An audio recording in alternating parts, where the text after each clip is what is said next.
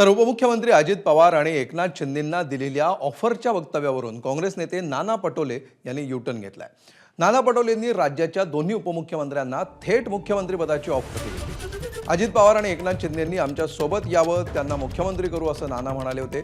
काही दिवस शिंदेंना तर काही दिवस दादांना मुख्यमंत्री करू असं पटोलेंनी म्हटलं होतं। पटोलेंच्या या वक्तव्यावर अनेक राजकीय प्रतिक्रिया उमटू लागल्या आणि हे वक्तव्य गमतीनं म्हटल्याचं सांगत पटोलेंनी यावरून युटर्न घेतलं।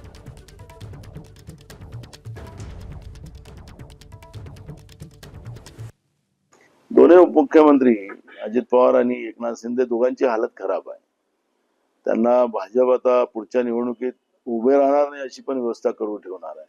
त्यामुळे आताही बिघडलेलं नाहीये। काँग्रेसकडे त्यांनी यावं, दोघांनाही जे पहिल्या खुर्चीवर यायचं मुख्यमंत्र्याचं स्वप्न पडतंय आताही, तर आम्ही ते पूर्ण करू।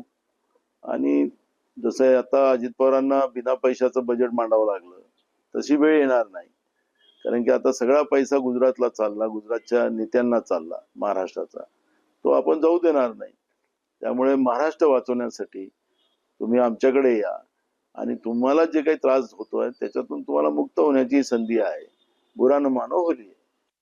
काल होळीचा दिवस होता, धुळीवंदनीचा दिवस होता आणि या सणाचं एक सगळ्यात महत्त्व जे आहे आमच्या संस्कृतीमध्ये की आपसातले सगळे मतभेद विसरून आम्ही सगळ्यांनी या राज्याच्या प्रत्येक लोकांना न्याय मिळवून दिला पाहिजे, जे राज्यकर्ते आहोत ते।